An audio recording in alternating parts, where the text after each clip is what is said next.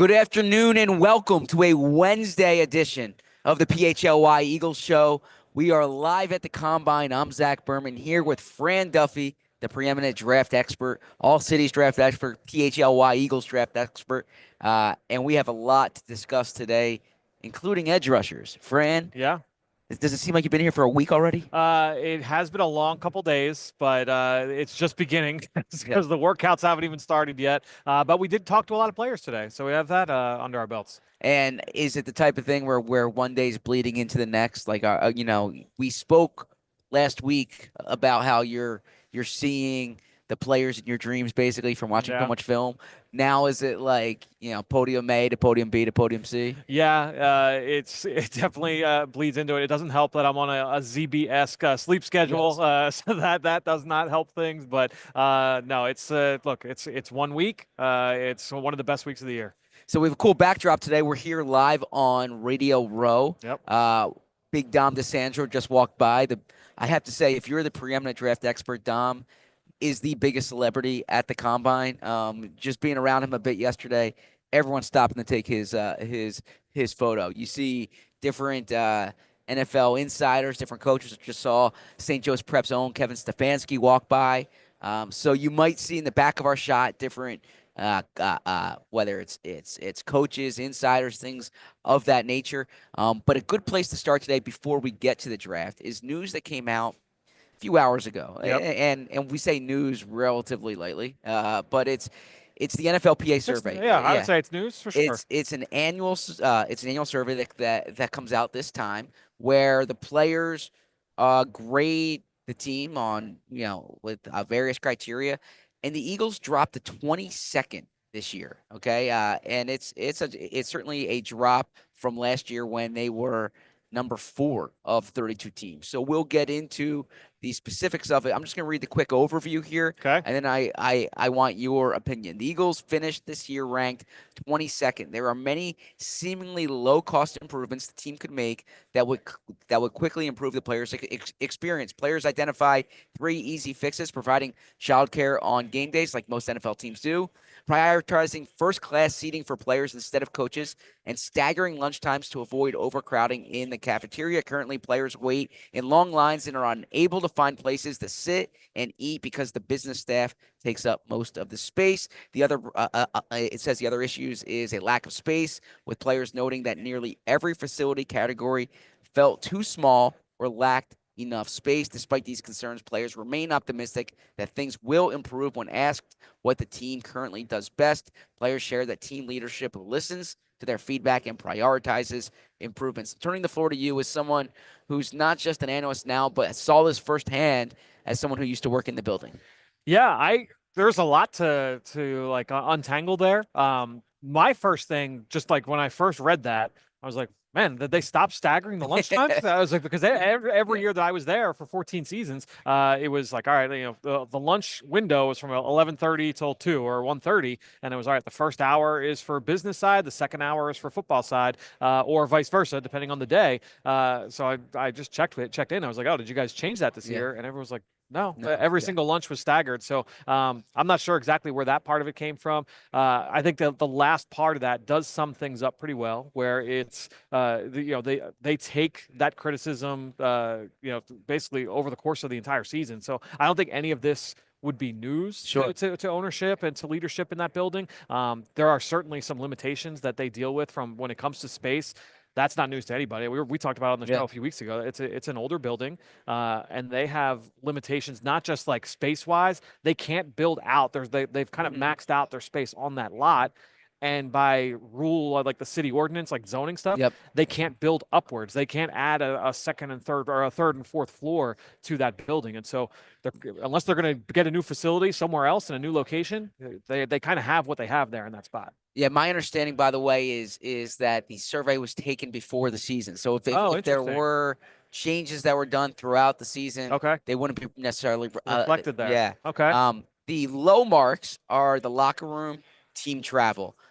With team, so they got an F in team travel, 30th of 32 teams, and it's said that the players want first class seating. Now, this has come up in the past, and Yeah. I've actually spoken to some people behind the scenes about this, and the way the flights are, from my understanding, is that there wouldn't be enough first class seating for every single player. Definitely not. So Yeah. how do you distinguish that? Now, when they went to Brazil, they flew planes that allowed for that. Yeah. But also, I think Nick feels that the coaches put in a lot of work and a lot of time, and that on the planes they're often like watching film, and so it could be it could be that, but my understanding of that is it's more based on just the number of first class seats. That Yep. how do you distinguish between, let's say in theory there's 40 first class seats and there are 53 players plus injured players who might travel, whatever it is.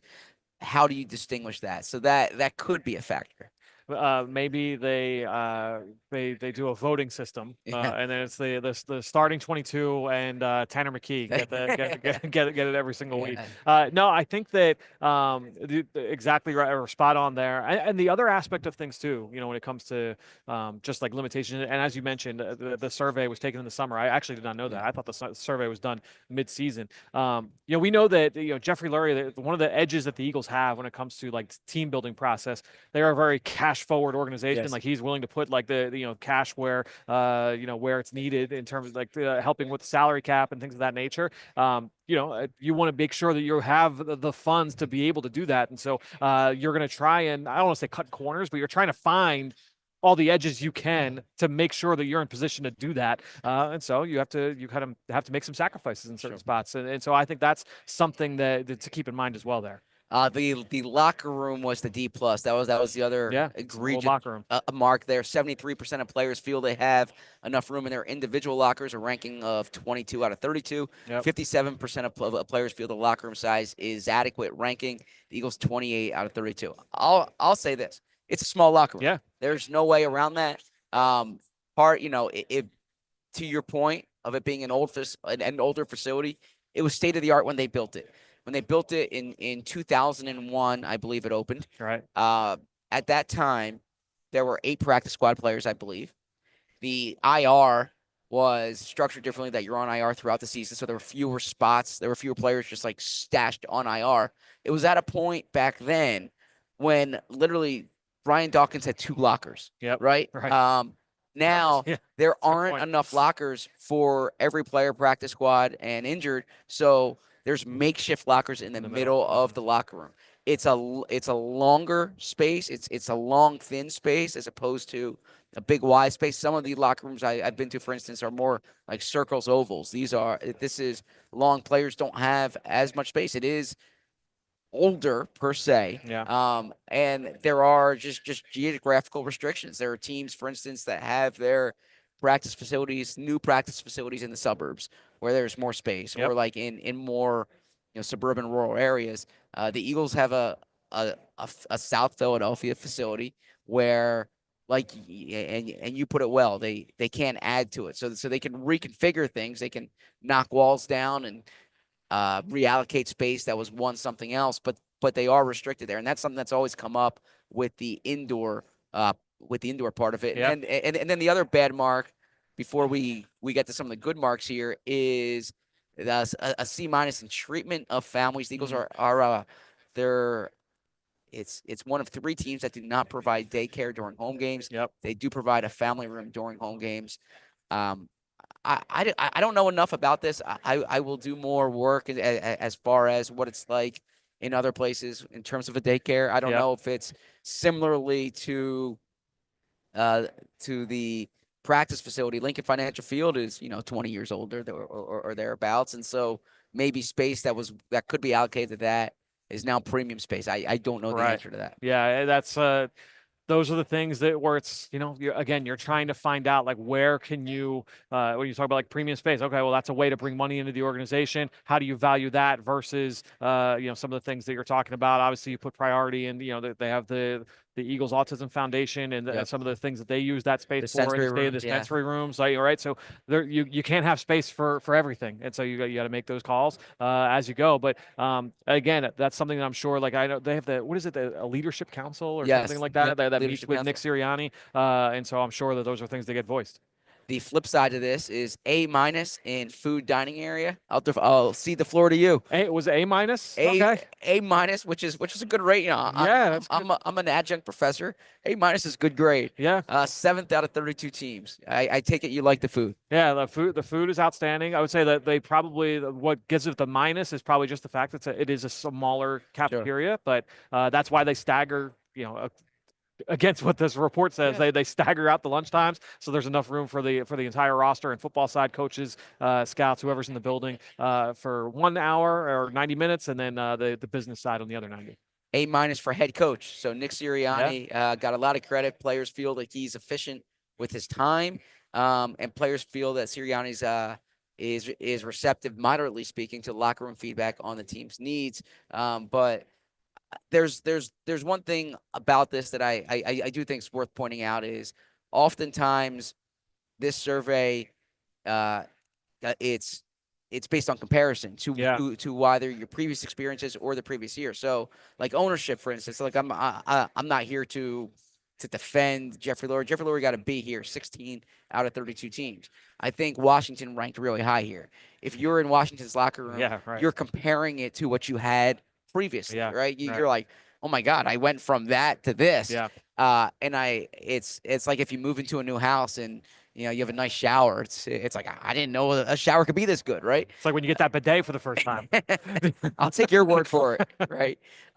So yeah, I mean, I think that there are clearly things that the franchise can work on here, but I think you put it well as far as the facilities. When you talk about the training room, when you talk about the weight room, when you talk about the locker room, they are limited. Yeah. I think those grades are probably fair relative to the rest of the league. Yeah, and I think, look, again, in my mind, they have maximized that space to the best of their ability, right? I mean, when you're talking not just usable space for the players, but then when you factor in, like, okay, if you have a big staff, if you have a lot of coaches, if you have a big personnel staff, those people have to work somewhere, Yes. right? And so when you go up into the second level where the players aren't even at, people are working on top of each other in some of those instances, and you have to try and find ways to be able to maximize that space. And I do think that they've done the best that they can do. That's just where the limitations are what they are. Yeah, anecdotally, and again, Fran's the expert here. I think of other shows that might be talking about this. You've lived in that space, or I've worked in that space, so Essentially, you have yeah. a better idea. But I can kind of give some context here in the sense that the growth of the non-football side of the organization since that facility was built, it has skyrocketed. Yeah. So like anecdotally, the Eagles have these three houses along right. Patterson Avenue, and they used to just be for storage, and now everyone Yep. is filled. Like, one of them, frankly, is the media house where I come on for our hits. But one, I saw a behind the scenes of the team's social department, Yeah, and the social department is in there. And just to give you a sense of this, when the facility was built, there wasn't a social department. Right. 10 years ago, the social department was probably part of, like the team website or team PR. It wasn't a separate department. And you go on down the list here. There's so many departments where they've just added more personnel. They've had to knock down walls for space. It's a different organization than it was when that facility was built, because I know from speaking to Jeffrey Lurie, he took particular pride in going from the vet to NovaCare, what that meant for the team employees, what that meant for free agents that come in. But you go to the Star now, you go to Minnesota's facility. I was at Miami's facility for practice a few years ago. Yep. I don't want to say it's night and day, but it is like dusk and dawn, right? I mean, it's I suppose that's the same thing, but I get what you're but saying. yeah, I get what you're throwing down. yeah, it's pretty dramatic. Yeah, and to your point, as the organization continues to grow, there are so if let's say look, when I first started, there was one full-time social media person, and Mhm. now there are like 7 or 8. Yep. And as that's not the only area that has grown. When you look at the other areas of the business side, as those areas grow, anyone that runs a small business, as your business begins to expand. All right, well, you need to add another HR person. You need to Yep. add another accounting person. You need to add another IT person because you have to handle all as the bandwidth increases. You have to make sure that you're able to manage all of those different areas with with support. And so again, I do feel like they have maximized to the best of their ability, but they have to live with what they have to live with right now. I will speak to Jeffrey Lurie next month. This will come up, Sure. I imagine, but I will say if people in the organization are watching, I understand all of the reasonable, rational objections to this. But I think that whenever something like this comes out, it's worth taking it seriously, and it's worth them looking. Okay, what are we able to improve? Are there things with team travel that we can improve? Are there things with the facility that I don't think it's productive when this is dismissed. And I bring this up because 2 years ago their grade was not particularly high. I asked Jeffrey Lurie about it, and he was relatively dismissive. He's like he wants to see what the how that survey came together, when it was, how many people were surveyed, and then they made a big leap the next year. And Yeah. I think it's constructive to listen to that.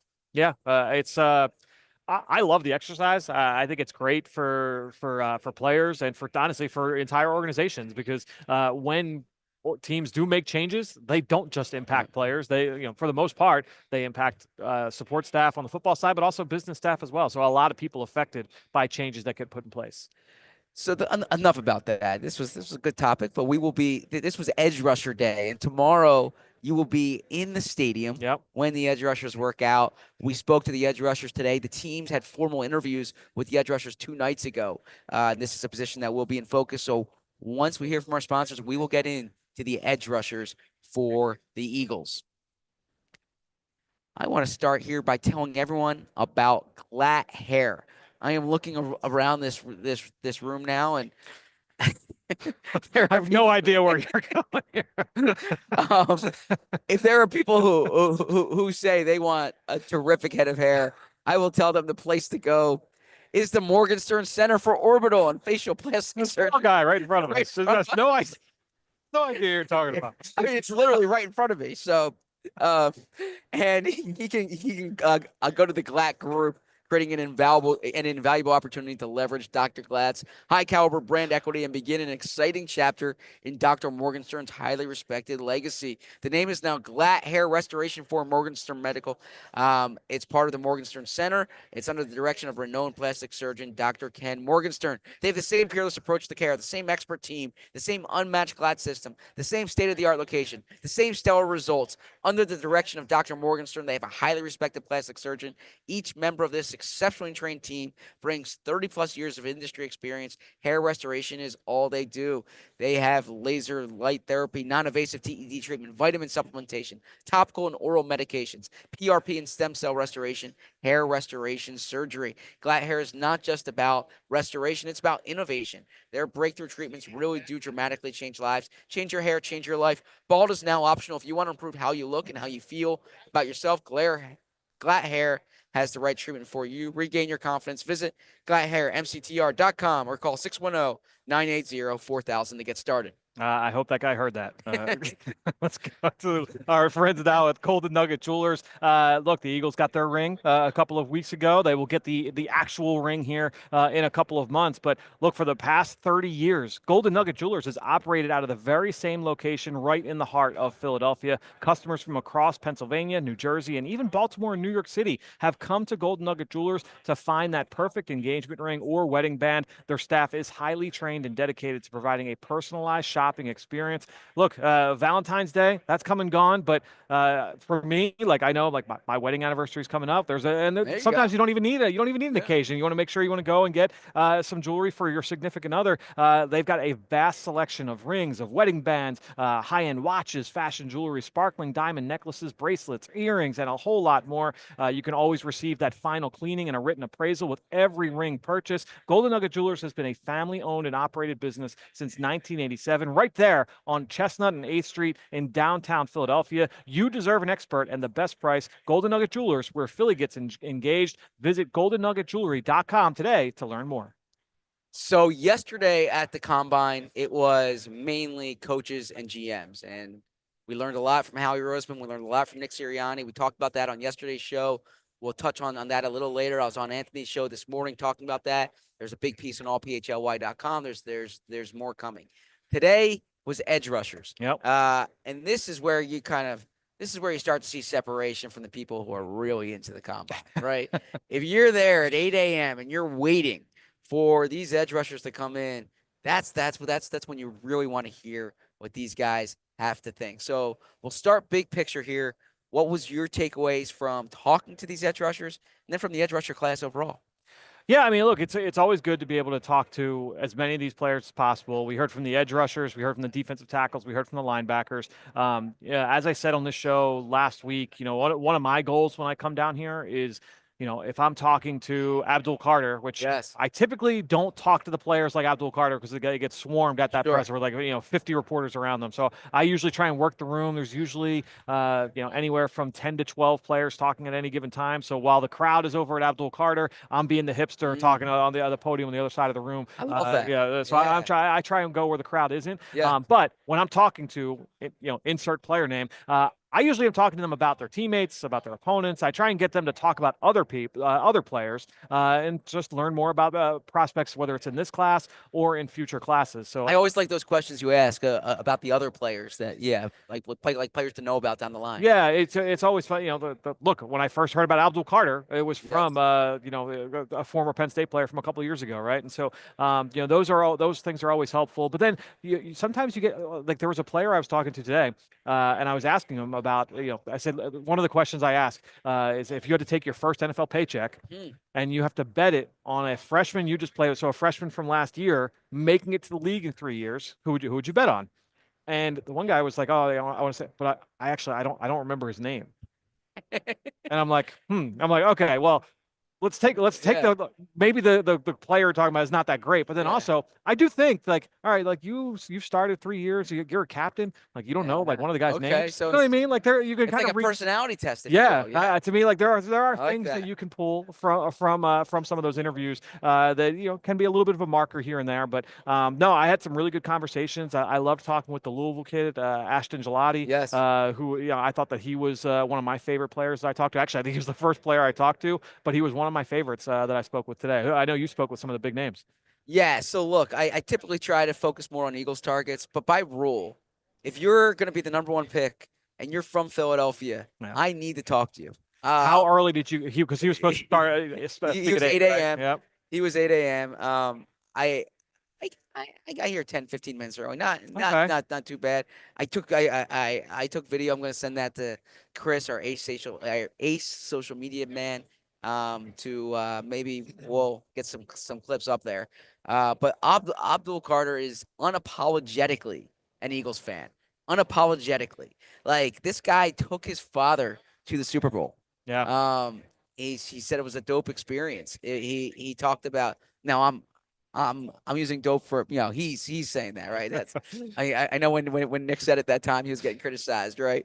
I was gonna let it slide. Yeah. He wore a custom jersey. And he said that his dad got him that. His dad's into the custom gear. He thinks Jalen Hurts is the best quarterback in the league. He won the championship. He said you earned it, right? He certified that. But what was cool is he said he wanted to enjoy his last year being an Eagles fan. Right? Yep. He grew up in the area, went to LaSalle, Jamie's alma mater. Yep. And so he's going to be. Do you think he's the number one pick? In talking with some people like around Tennessee, it feels like it might be Abdul Carter. Okay. I do think, as I sit here on February 26th, that it'll probably be Abdul Carter with the #1 pick. He says he should be the number one pick because he's the best player in the draft. Yeah. And look, I mean, we had before we were lucky enough to have you at PHLY. I did a draft episode this summer.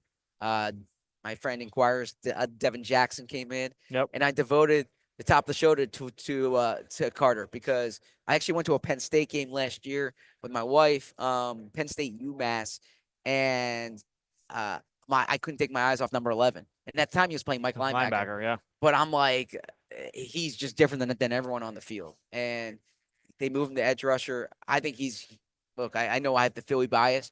I think he's gonna be a star because I think athletically he just jumps off. He kind of talked about Micah Parsons being the guy that he models himself after. He's following in that lineage of the number 11s for Penn State. So talk to Abdul Carter and one last thing, he talked about how Philly shaped him, and he said his toughness, his grit, that comes from being a Philly native. Speaking right to your heart there. Right to my heart. I mean, this guy, like it was like he got prepped for me being there. The restraining orders coming a little later, right? But yeah, I was all over that. Now look, I understand things are going to evolve. Your draft rankings are going to evolve. Make sure you're subscribing to Fran's Draft Guide as a diehard member. But as it stands now, I think I would say edge rusher is the most likely position for the Eagles to take. Okay. Of the players who you're going to watch work out tomorrow, who are the players whose stock could either improve to the Eagles range, maybe fall to the Eagles range, fall out of the Eagles range? Okay. Or like if you're an Eagles fan, which anyone who's watching this, I assume is, and they put on the combine tomorrow, which edge rushers should they know for the workout specifically? All right. So really quickly before I answer that, so if you are a diehard and you have access to the draft guide, what I would tell you is go to the draft guide before the workouts begin tomorrow. You can go on the right side of the guide. There's the combine cheat sheets, and I've got a cheat sheet up for every single position. I love that. And a bunch of players that you're going to see over the course of the week, and it's broken up into a few different categories. One is workout warriors, the guys that I expect to test really, really well from an athletic testing portion. Which position drills matter most to me, and who I think is going to stand out in said drills. The players where maybe the testing doesn't matter. So it's like, oh, this guy didn't test all that well, and I'm saying don't panic about that. There's a few other categories as well. What an average workout looks like, so you can put some context to some of these numbers you're going to get going across your screens over the next few days. So make sure you go check those out, and so you can get some added context here on some of these names. That said, though, look, that's what one of the beauties of the combine is, that it can be that tiebreaker for a number of these positions. And I think when you look at edge rusher, because the testing does matter so much at that position, there are going to be a lot of ties broken here this week. And so a number of these, I mean, James Pierce Jr., your guy from Tennessee, is a guy that I expect to test well. And so I think that his stock will take on some helium here over the next few days. I love that expression. Too. Well, and there'd be another one, Jordan Birch, he's built much differently. He's like a 285-pound defensive end. This guy's going to test like an animal. He is extremely physically gifted. So he's a guy I think is going to get a lot more buzz. But one player that I don't think is going to I think he'll test okay, but I'm not anticipating some lights out workout, is JT Tuimoloau, the pass rusher from Ohio State, who was in your mock draft. Yes, he was in my mock draft for the Eagles earlier this week over on our YouTube page. To me, like, I'm not expecting him to go lights out. So if he doesn't have a great workout, if he has a modest workout, that's okay. That's based off film. That's what it should look like. So I look, and I think the reason why this is also important to discuss, as you and Bo spoke about on the draft show last week. Yep. Edge rusher is a combine position, right? So it's a spot that really could be amplified here at the combine. Before I ask about another player, I do want to know, what should fans be watching for with edge rushers at the combine? Yeah. So there are a few athletic tests that are certainly important. I think when you're looking at who are the guys that have that change or that not change of direction, but that flexibility, that ability to turn the corner. That's where the 3-cone comes into play, and those shuttle drills will come into play. For me personally, I think this is important for players that are going to be like that top shelf pass rusher. And honestly, like I think it raises the floor for these players as well. Guys that win with power. And I think that when you look at the Super Bowl, that's how the Eagles were able to dominate the Chiefs up front, was their use of that bull rush and their power to be able to go from A to B. So the drills that where that best kind of comes to the forefront are the broad jump. So where you see that lower body explosiveness, but then also the 40-yard dash with that 10-yard split. The guys that have the best 10-yard splits, that explosiveness in a short area is typically what translates to power, especially if a guy's a little bit bigger. And so I think when you're looking at those drills, that is something to look at. And then I mentioned those cheat sheets. I've got the position drill that I most am into when I'm watching, and which drill matters most, and the players that I expect to test well or to look best in that drill. I love the cheat sheet. That's gonna be awesome. There's another name in the headline for today's show, and I'm sorry I'm gonna butcher the pronunciation. I will get this pronunciation by next week. Donovan Ezeiruaku. Ezeiruaku. I don't know if there's an I in there. I'm sorry, Donovan. Ezeiruaku. I am sorry, Donovan. It wasn't too bad. You're just about there. You're on the doorstep. I did much better than I did on Anthony's show today. I promise you. I mean, I had letters in his name that are not in his name. Talking to Anthony. Are you good when you look at? I think I made him like who's the player from Team USA hockey? Mike Ruzioni. I think I made him Mike Ruzioni today. So are you good with like the phonetic when they do like? Yes, I am. Okay, so like, what does that look like to you? Ezeiruaku. All right, so that's Ezeiruaku. Now when you hear it, like a lot of broadcasters and analysts right now are saying Ezeiruaku. I don't think that's right. I think that's Ezeiruaku. That's from BC's media guide. I go right to the media guide to go for it. So I'm going to go with Ezeiruaku, but local guy from Williamstown, New Jersey. And I bring this up for a few reasons. One, he's a local guy. Yeah. B, he's a player that I love to watch this year. First team All-American. I saw him play against Syracuse. Yeah, I think he had 3.5 sacks that game. Yeah. But 16.5 sacks this year. Yep. Highly productive. Like not a big guy, but long. You know, he's what, like he's 6'1", 245 thereabouts. Yeah, he's 6'2 1/4. Okay, which is still short, but 34.5-inch arms. So right. 34.5-inch arms, which is very long for a 6'2 1/4 frame. And he's someone who I thought made a lot of sense for the Eagles.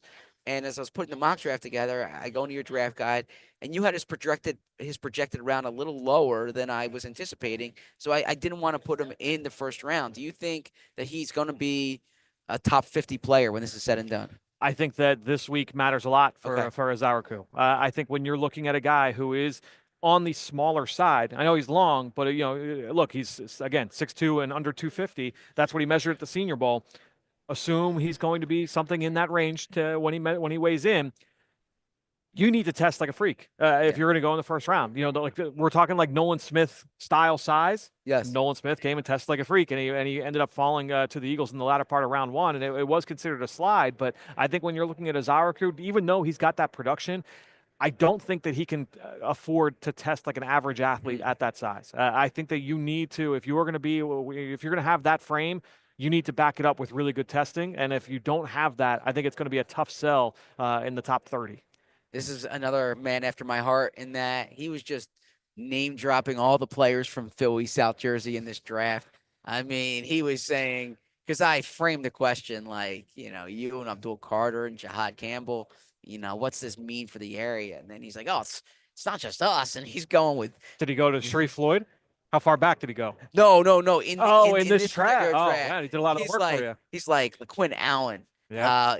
Fidel Diggs. Wow. He basically mentioned half the Syracuse roster. But he played on a 7-on-7 team in South Jersey that with a lot of these guys. But he was going on down the list. He takes a lot of pride in South Jersey. That did come up. So he's someone who I liked watching him play. I'm curious to see how he tests. I'm curious to see what the Eagles think of him. Someone in the chat here, Polar Jam, says Nolan and Jelix are small. I don't know how small Jelix is, but I would not qualify Jelix as small. They need a big, strong, powerful man. And certainly if you're looking for that type of edge rusher, That is not Donovan, and it's probably not James Pierce either, who's Right. playing like sub 250. Although Yep. I think he has some Josh Sweat to his frame, but the person speaking at the table next to him today, and he's someone who I know you like a lot, and that's Nick Scrouton. Nick Scrouton from Scorton. Scorton. God, Bo is gonna have I'm gonna ask Bo tomorrow, how did I do on the show, or how was the show? And he's gonna say, well, I couldn't understand any of the players you were talking about because you couldn't get a name right, which I would say guilty as charged. Yeah. I remember watching him at Purdue, Yep. really productive player. Transfers to Texas A&M. One of the things he said is he wanted to work on like his run defense, which you Yeah. don't typically hear. But he's one of the younger players in the draft, the 20-year-old. So Bo's gonna like that. Is he someone who Eagles fans should know going into the combine and draft season? Yeah, I think that he is a really interesting case because he's played in 3 schemes in 3 years, and he's had varying levels of production. A true junior.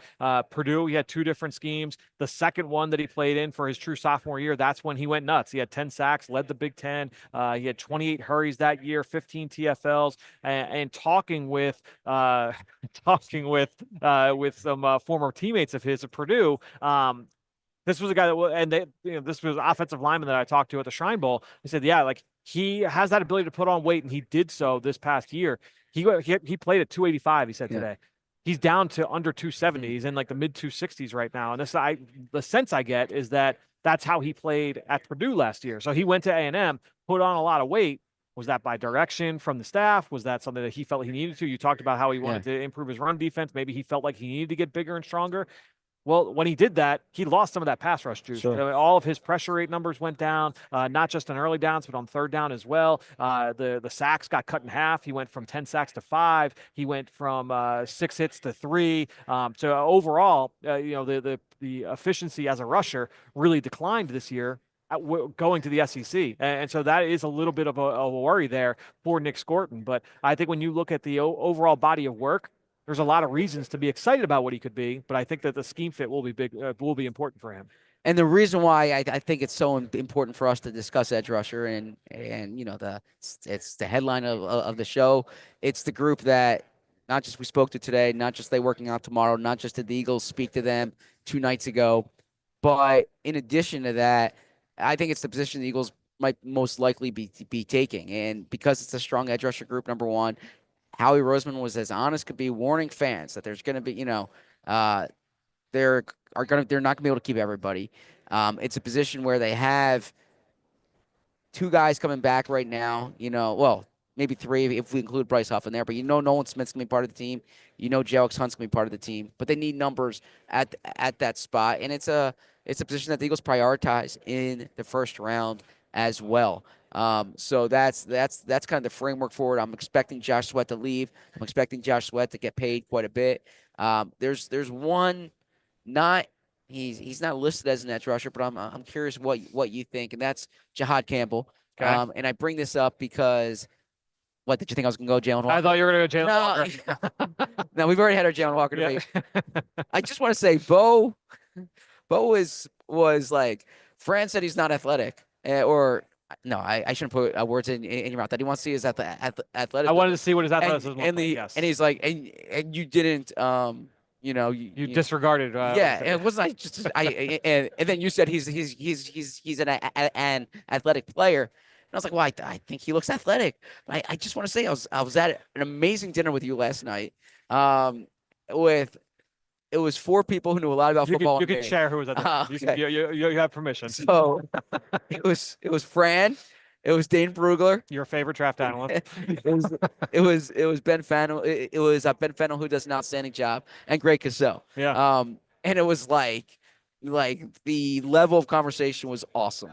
But I when one of the people at the table was like, yeah, Jalen Walker, he looks really athletic. I'm like, Bo, Bo, just because because Bo's totally dismissive of my opinion on this. But anyways, yeah, it was an awesome. I learned so much about these prospects, and I would try to chime in from time to time, but I did a lot more listening than talking. It was awesome. That was a fun dinner that we usually make Yeah. a yearly thing out of. So that was a fun I conversation for felt sure. flattered I can join. Yeah. But Jihad Campbell, I bring him up because look, he's local, Timber Creek High School. Went to IMG for his senior year, but I remember him being ranked from like a recruiting perspective as an edge rusher Yeah. coming out of Alabama. Yep. Or I'm sorry, going to Alabama. Sure. And then Alabama played him off ball. But do you think he's someone who's kind of thought to be in that range in the 20s? Do you think that it's hyperbole or a stretch to say there's Micah Parsons to it, where you take a Mike Backer and you move him to the edge? But do you think he's someone who could be an edge rusher in the NFL? Yeah, to me, I do think that there's a chance that a team views him that way.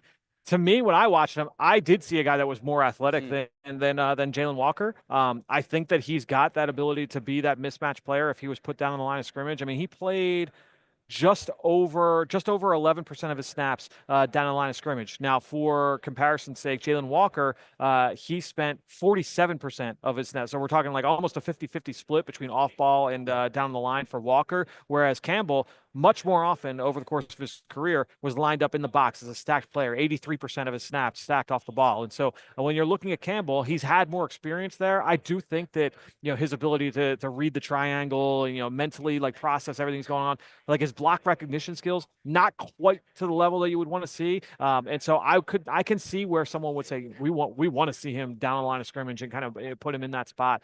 6'3", 244. He would be an undersized rusher at that size. We'll get the official measurement here in the coming days. But I think when you're looking at Campbell, there is potential that a team could view him that way. And look, that's how Parsons was viewed. Now, again, like Parsons was such a freak athlete, Sure. and Campbell, he's really athletic. I don't know that he's quite that level, and that's kind of where I get to like the comparisons with a lot of players in this class, like Abdul Carter and Jalen Walker. There's levels to all of these comparisons. There's levels to this, just like our introduction on our show. Yes. After that was the defensive lineman who you spoke to. I was at a women's forum that I'm eager to talk about, and we will share what we learned right after these messages. Look, I want to tell everyone here now about Bet365. And this is the time of year when there's no football on, so I can actually, play some friendly wagers. Or I wouldn't even say friendly wagers. I can play some wagers. And I typically do that on basketball or baseball, maybe sometimes hockey, although more basketball and baseball. And the place where I do that is, of course, Bet365, because whatever the moment, it's never ordinary at Bet365. There's a Pacers game tonight. I'm curious what happens in that. Bet365 has 90 million users worldwide. They live stream 780,000 events each year. They have early payout offers across NBA, NFL, NHL, and MLB. Bet365 pioneer live in-game betting. Today, Bet365 offers the widest range of games and markets available for live in-game betting across 78 sports. If you're not excited about the basketball team in Philadelphia right now and you're looking to just kind of watch some other games and have some action on it, Bet365 has an early payout offer, which actually would be of benefit to any team that's facing the team in Philly right now.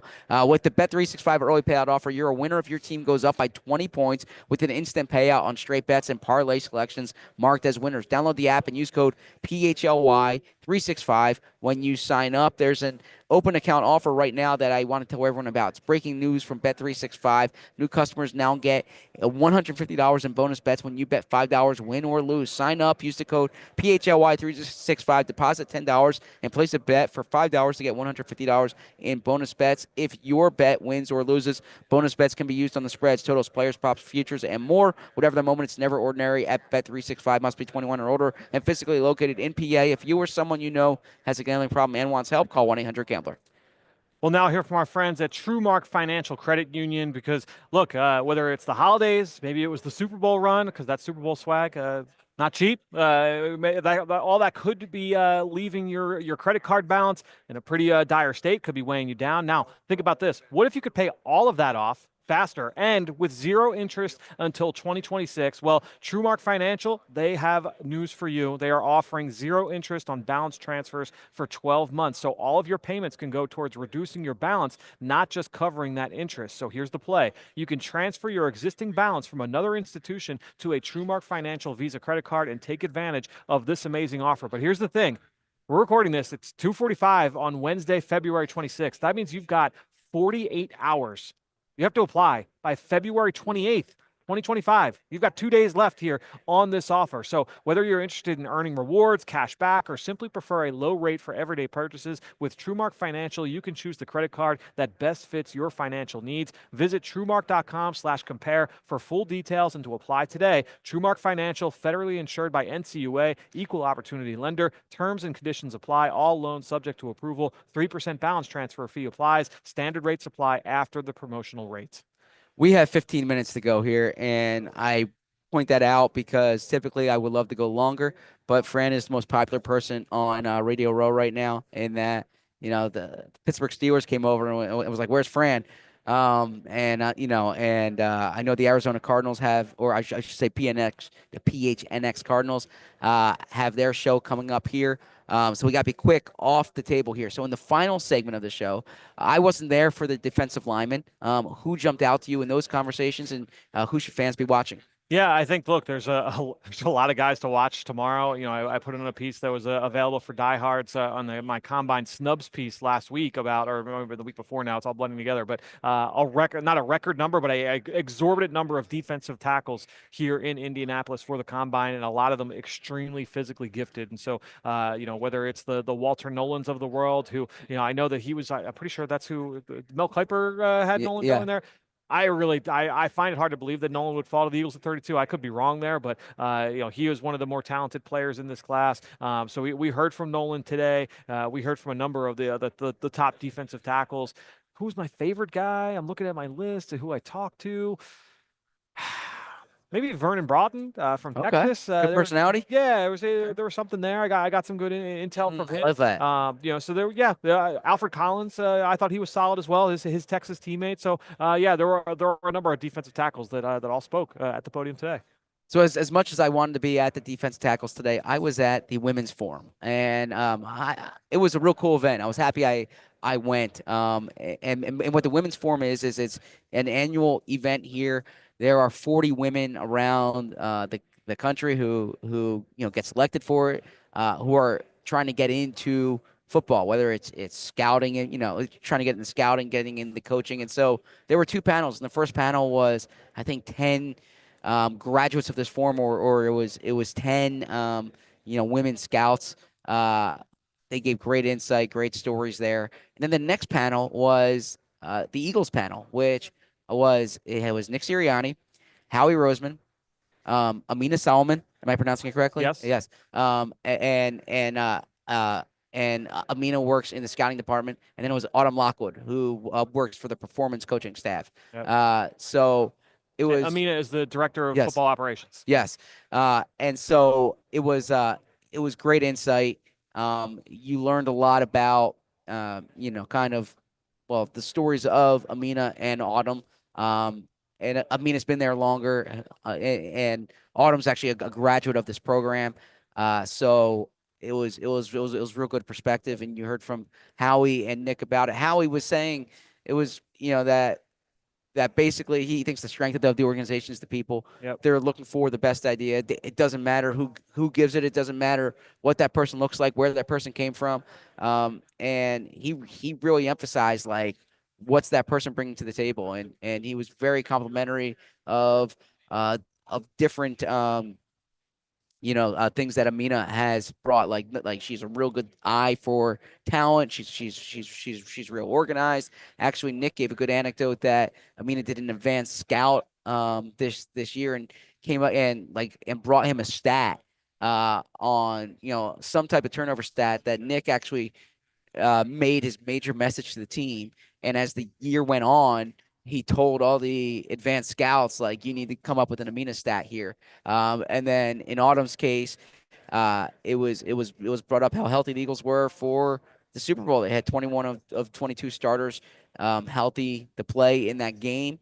They played the most games you can play in a season. They played 21 games, and Autumn is a part of that staff. And so it's cool to see that people from different perspectives, different backgrounds, coming up in the NFL. And the Eagles are they were used as an example of obviously the Super Bowl champions who have women in the football side of the building. Yeah, I could say from my personal experience, Amina's awesome. I think she's got an outstanding future in this business, and it maybe has something to do with that Temple education. Who's to say? Who's to say if it all started at North Broad? Yeah, actually, Howie brought that up where said she's the Philly story, right? That Yep. she's someone who came up in was from Temple. Her perspective was no job is too small. Has an incredible passion for the game, and I love that idea of no job being too small because that's so important, especially when you're starting. That's one way to get noticed, and that's something that people were talking about. But Howie says she has an unbelievable eye for talent, an unbelievable eye for team building. And then Nick Sirianni was talking a lot about the different work that goes on in the staff and how everyone has a role and everyone's role is important. And to win the Super Bowl, it takes everybody. And there was at one point when Amina was speaking and he's looking at his phone. And I'm like, Nick, I mean, I really like Nick. I've been on record saying that, but I'm like, show some decorum here. You like texting during the panel? It's a man after your own heart. I would never do that. I would never text during the panel. And it turns out that he was actually looking up a quote Right. because something Amina said kind of triggered a thought in his mind, and he brought up a Martin Luther King quote. I don't need to read the whole thing, but if a man is called to be a street sweeper, he should sweep streets, even as Michelangelo painted, or Beethoven composed music, or Shakespeare wrote poetry.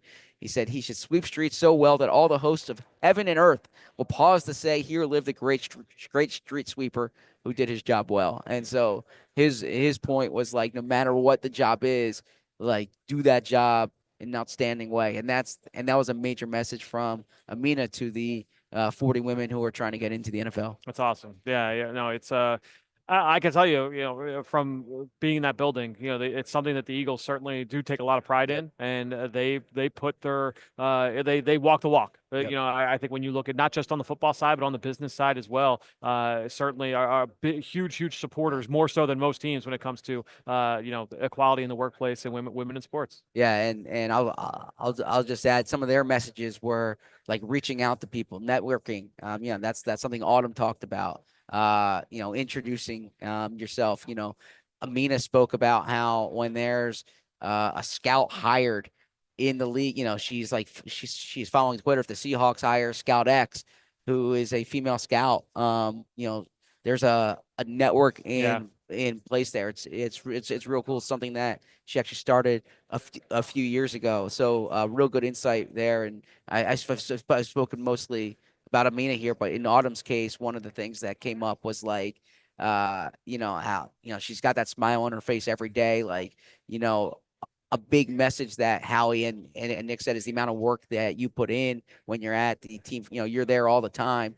You have to. People have to want to be around you, right? And that's one of the great characteristics of Autumn. So cool event. I will have more on that on allphly.com. Probably not Awesome. this week, but coming up soon. So in the final 7 minutes here, I wanted to ask you. Unfortunately, I say this unfortunately. My wife's not watching right now, but if she was watching, she would say, "Why are you saying unfortunately?" I am leaving tomorrow. Okay. I usually When's your like flight? flight's 7:30 First a.m. thing in the morning. Yeah. Okay. I typically like to stay until the weekend, talk to more people, maybe check out a workout or two. I will not be doing that. I will be in studio with Bo tomorrow. In studio with Bo on Friday. Looking forward to seeing Julia as well. But if you can just give the viewers, listeners, a sense of what's coming up here, because you did talk about how there's different stages to the combine. I think you spoke about that on yesterday's show, and we kind of shift to a different stage as the weekend approaches. Yeah, and I will say we have our PHLY draft show that's going to come out tomorrow, so Thursday on our YouTube page, on the podcast feed, and Bo and I go through basically my entire process, basically for the rest of the week. Very detailed. What we get into. I think we spent like 40 minutes going through it, Wow. but the abridged version of it is, yeah. I mean, we're gonna have player availabilities every morning for the next now 3 days. So.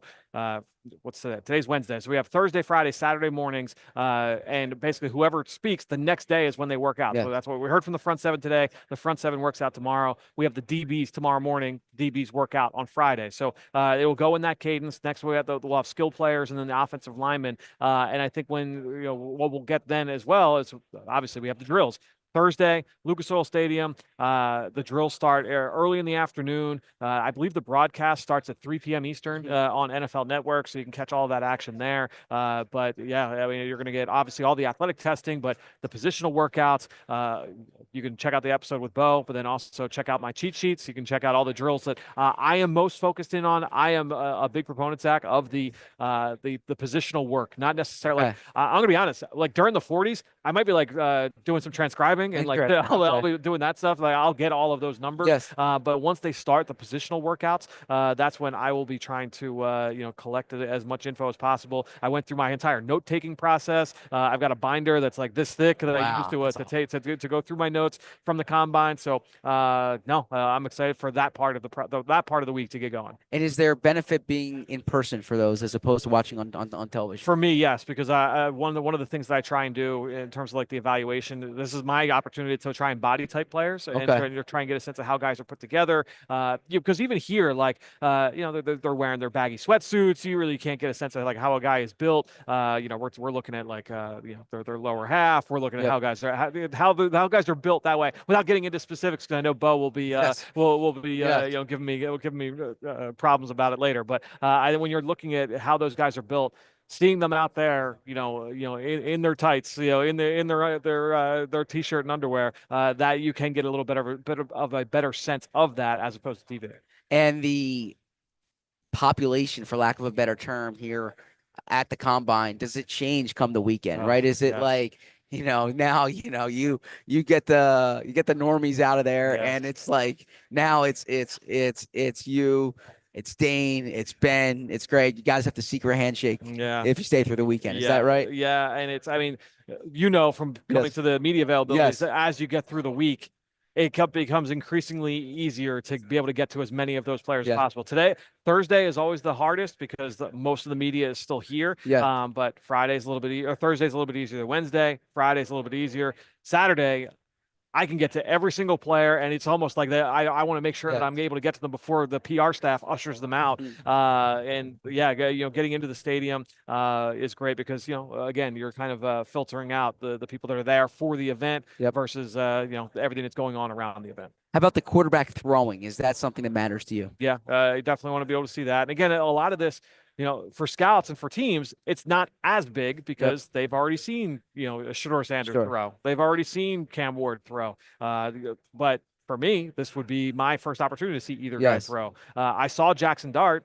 I saw the guys I saw Jalen Milroe at the Senior Bowl. But being able to see these guys throw for the first time, that is something that is important. I think it's vital to the evaluation. If I can put you on the spot, who are two players you're most eager to speak with, and who are two players you're most eager to watch?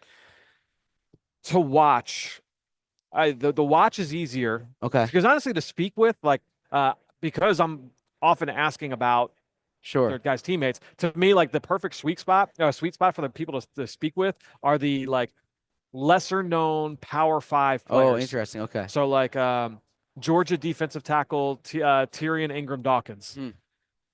You're not getting a lot of scouting reports out there on Ingram Dawkins. He's not on anybody's top 100 big board for the most part, as far as I understand. But I could talk to a Georgia defensive lineman about guys that are in the pipeline, guys that are in this class. I could get some stuff about Jalen Walker, about Michael Williams and Malachi Starks, and you go right down the list. And so being able, finding those guys the rest of this week, that is the invite. So that's the perfect example of a player I want to try and target to talk to, and then to be able to see. It'll be your boy Jalen Walker. Okay. I think that is an extremely important one. And I'll stick with tomorrow just because it'll be timed out by then. Ezeiruaku. I think that's another one. It's for the guys that are a little bit smaller on the edge. You have to test like a big time athlete, in my opinion. I love that. I would say make sure you're checking out all Fran's coverage, but I say that every day. But by this point, you already know that. Our Eagles coverage coming up on allphly.com. There will be a story from Nick Sirianni that will be later today or tomorrow. I have some exclusive insight from Howie and Nick on the Super Bowl that should come out tomorrow. I'll kind of wrap up some combine thoughts at the end of the week. Bo and I have shows these next 2 days, and then starting next week, we go all to free agency. Before I finish up, thank you to everyone watching on Fast. You can watch the last 30 seconds of the show on YouTube. But we pivot to free agency next week. This calendar turned real quick, and next week, we'll have 5 shows looking at free agency, what the Eagles can do, different positions. We'll do our quackatology at the end of the week, because after next week, Monday the following week, that is when free agency opens. That is when players are going to start to leave. And I would say that if the Eagles are going to add a player, or I'm sorry, if the Eagles are going to keep a player, they might want to do it next week before someone hits the open market. So I'm expecting Zach Bond to be a priority for the Eagles. If the Eagles leave the combine with a sense of Zach Bond's price, and it's a number that Zach Bond's happy with, the Eagles have not been shy in the past about signing someone like right before they hit the market. They did that with Vinny Curry, our own, I shouldn't say our own, our partner of Vinny Curry. They did that in the past with Sam Bradford. So pay attention to that next week. We will have all your coverage on PHLY.com and the PHLY Eagles Show. I am signing off from Indy. Any last words for the audience before we pivot to completely, kind of all city draft stuff? Yeah, no, so look, just keep following along. Make sure you're a diehard so you can check out all the notes and all the cheat sheets and everything that we've got going on there. I'll be trying to post updates as fast as possible. Like that will be my priority every night after workouts. Go in, get my notes from that binder digitally, and then copy and paste that all possible. So if it's not that night, it will be in the ensuing days and hours to follow. That's Fran Duffy, the best draft insider in the business. I am Zach Berman. We thank the PHNX crew for helping us here today. We thank Julia back in the studio. We will be back tomorrow. As Bo will say, as always, we love you. As I will say, we'll do better next time. Thanks for watching. We all silly like the mayor.